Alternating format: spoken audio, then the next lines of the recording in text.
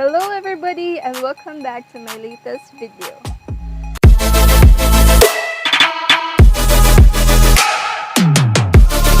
Today we're going to talk about the peacekeeping forces of United Nations. But before that, please don't forget to click the like, share, and subscribe and hit the notification bell to keep you updated.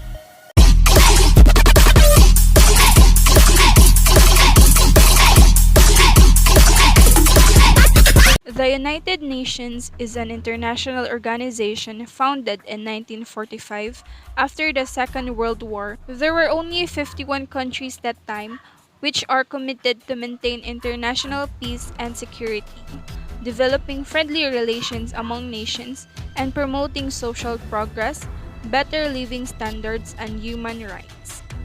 Maintaining the peace of 193 United Nations members is quite a challenging job, but an exciting and inspiring. The reason for these circumstances is that they are able to help different governments, people, and the economy of one's country.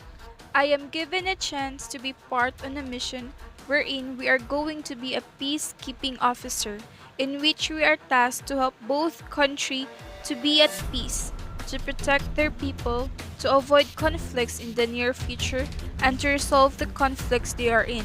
As a peacekeeping officer, these are the lists that I would do to help countries A and B. But before that, I would like to share to you what is our mission all about, so that you will be informed on what is the scenario.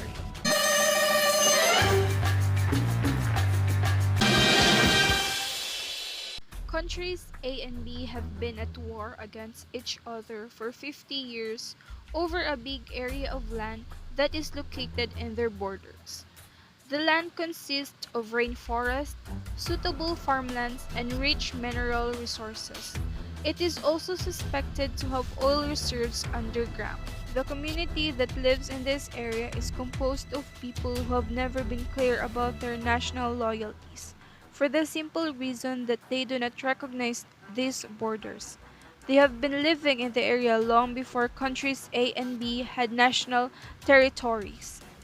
They, therefore, would like to be left alone to go back and forth between the two borders. Countries A and B, however, want to exploit the resources of this borderland.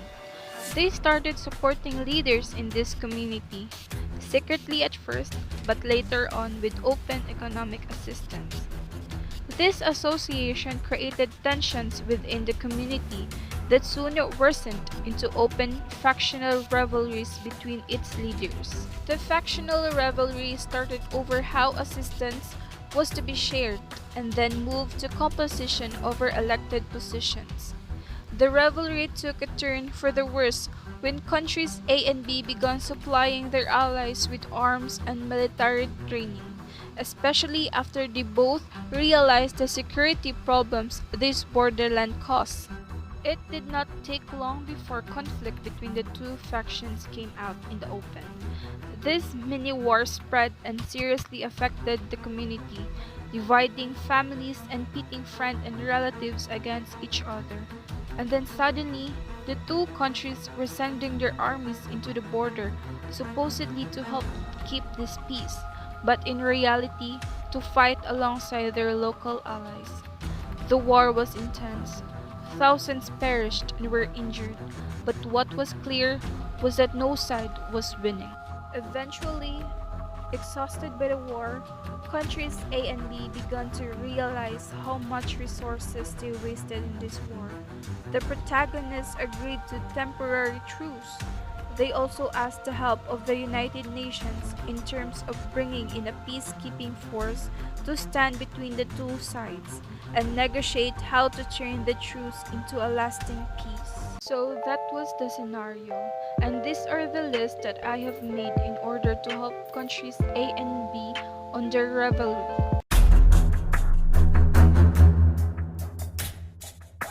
So first is listen and understand. Listening is important for good communication. Listening is the most valuable ability if you want to make a difference in the world or if you want to transform the way people think forever. Listening comes also with understanding, because it guarantees that the organization and operation remain under regulation.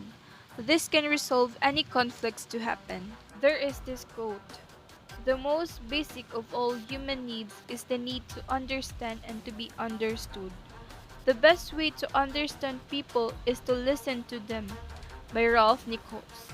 Second one is arbitration.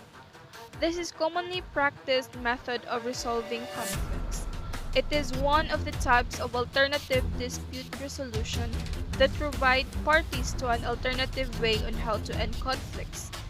Arbitration, unlike trial, takes place outside of a courtroom.